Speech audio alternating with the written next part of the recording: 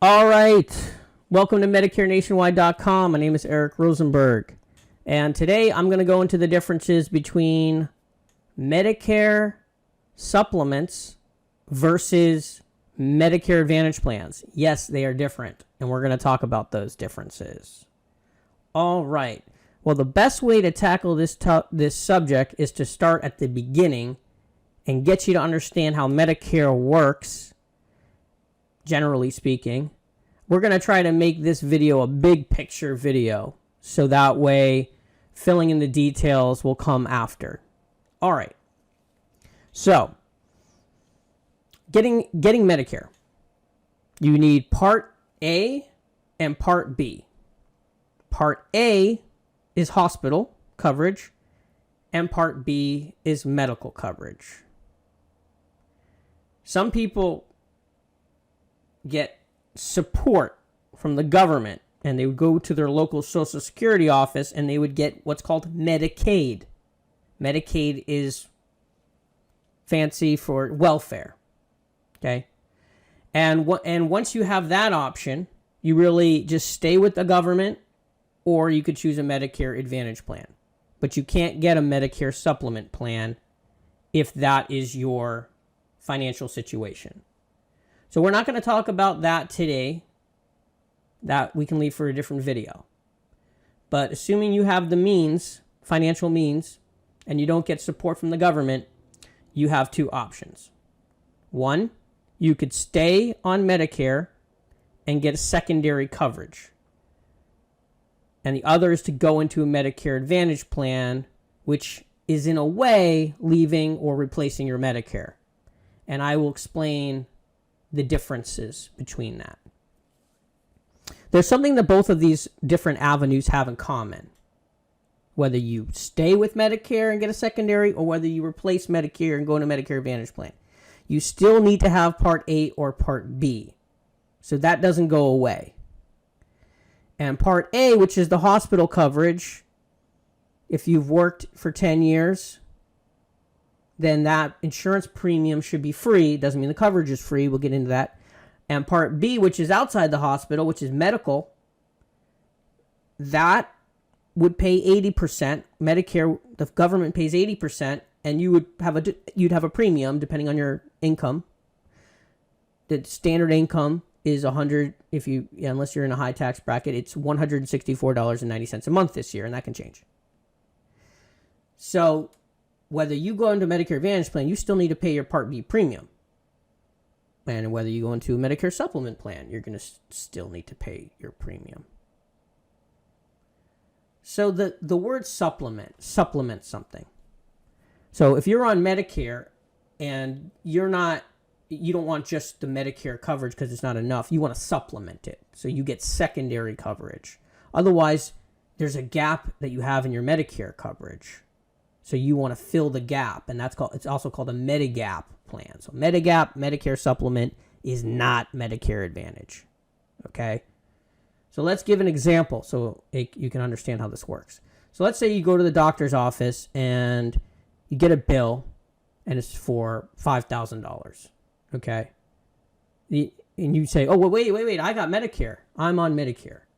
Oh, the doctor's like, I guess I can't charge you $5,000. So the first bill you get is going to have an adjustment. It's going to show $1,000 instead, because he can only charge you $1,000 because he's got to accept the Medicare approved rate.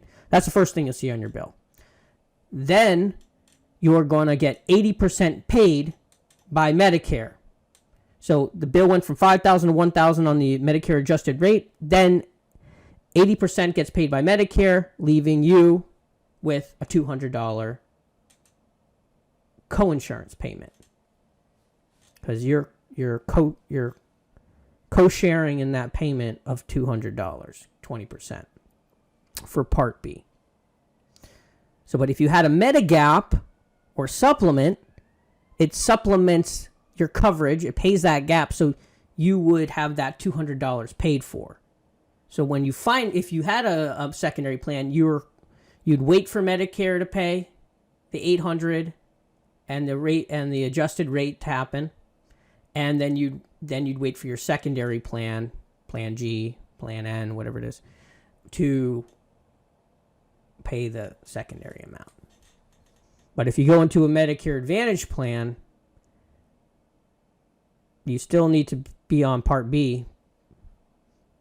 But when you go to the doctor's office, it doesn't work by the 80%, 20% rule. It could be you have a copayment to see your doctor.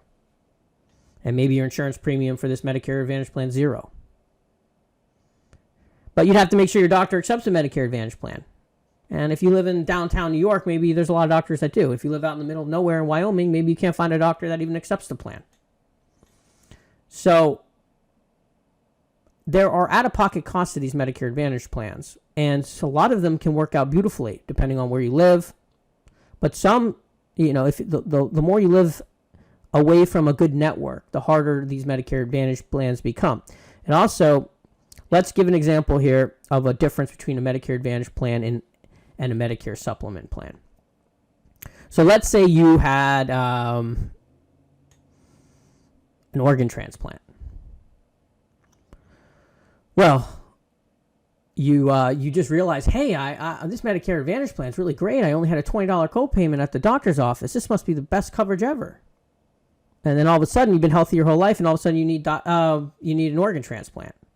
Well, it's not going to be a copayment of $20 necessarily. It could be 20. You could owe 20% of whatever the bill is. Maybe the bill is $2,000. Okay, and then you owe 20% of that. Okay, so in that case, it would be $400. Okay, and what happens if you get cancer? Okay, and you're going to the doctor all the time. Well, that could really add up. So if you're looking at a Medicare Advantage plan, you want to know what the max out of pocket is amount for the year. How much would you owe in the end? $200. I'm not $200. I mean, $2,000 max. Is it $10,000 max? And of course, you have to make sure the doctor's accepted. So the max could be exponential, especially if the doctors don't accept it. You'd be paying out of pocket for whatever you need. With Medicare, and I always get asked this. Will my doctor accept Medicare? And if a doctor doesn't accept Medicare, that means that they're saying no to anyone that's pretty much 65 or older, because a lot of people have Medicare. That's saying no to a large demographic. But even if that's the case, and you had a Medicare and a Medicare supplement plan, you could get reimbursed by Medicare if you file the claim directly with them. And then you'd be reimbursed from your secondary as well. You can't do that with the Medicare Advantage plan, because if they're not in the network, you can't bill Medicare, because this is what I mean by you're kind of replacing your Medicare as your primary insurance. You can't get reimbursed by the government for a Medicare Advantage plan, because Medicare Advantage plans are primary, is the insurance company is the primary insurance, as opposed to Medicare being the primary insurance. So Medicare is not going to refund you because you left Medicare to go into a Medicare Advantage plan. So you are limiting yourself in that sense by going into a Medicare Advantage plan. You're leaving Medicare, which you can go anywhere, and any doctor accepts Medicare, to go into a Medicare Advantage plan where you're restricted to a network. So when people say, oh, I've had a Medicare Advantage plan and it's the best thing ever, I've never really spent anything on my health insurance. Well, it depends on what they've had happen to them. I mean, and sometimes it does work. They could have had heart surgery and only pay $300. It does happen. These plans can work out, but it doesn't mean it always works out. So I could also say, hey, I've never bought fire insurance for my home and I never burnt down. So I think a lot of times people, when they get into insurance, they almost lose touch of the fundamental reason to get insurance. Is that chances are you're not going to necessarily need it. And just because you don't need it doesn't mean you made the right choice. It just means nothing bad happened to you in the way that you thought it would. And I think a lot of people, there are two types of people. One that are more practical and realistic. Even if the chances are low, they still get the insurance. And some people, they're like, oh, cancer doesn't run in my family, so I'm not going to get it. Wow.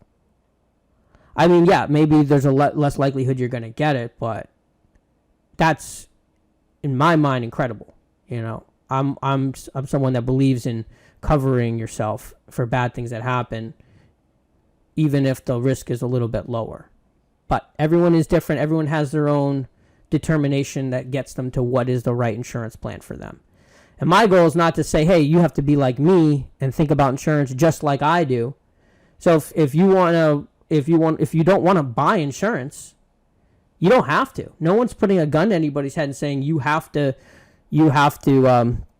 buy this kind of insurance that's going to cover you more. You can, and maybe you don't. A lot of times people get Medicare Advantage plans because they can't afford Medicare supplement plans, or they don't know about the high deductible Plan G, which I talk about in another video, where you can still keep your premium low, still stay in the network of Medicare, and just adopt a deductible.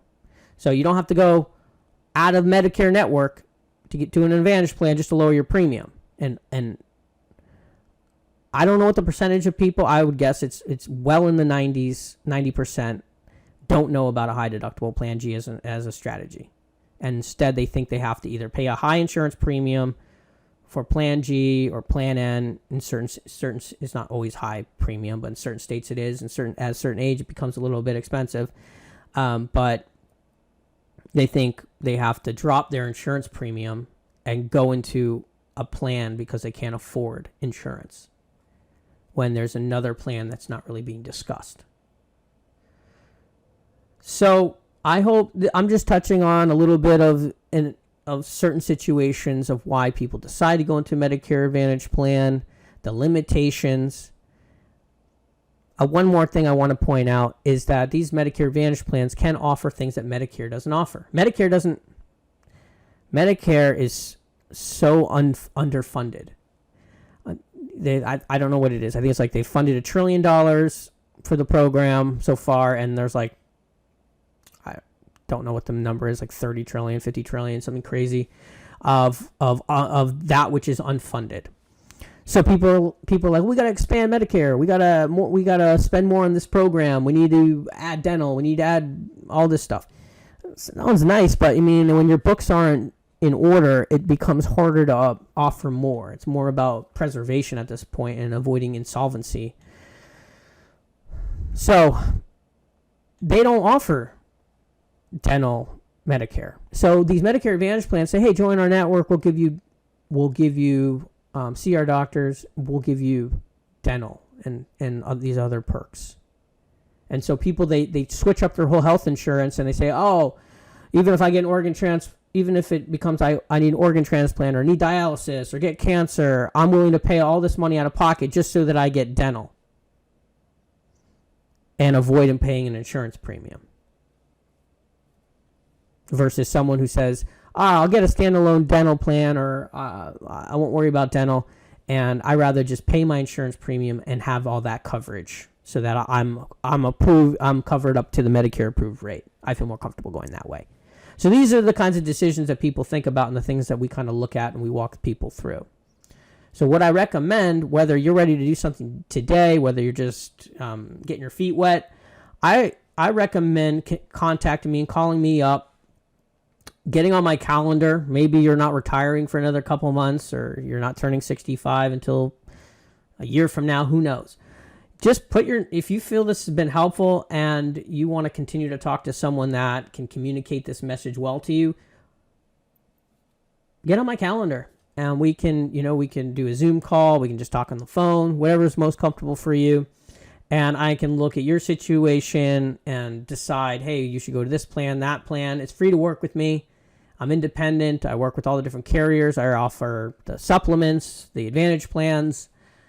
It depends on what's right for you, and I'm just happy to help you navigate not just getting on the right plan today or your first time, but as you get older, your needs are going to change. Maybe you need a hearing aid when you're 80, and you want someone that's been with you a long time to know, hey, it's time to consider this, or if your budget's your budget, then we work with your budget.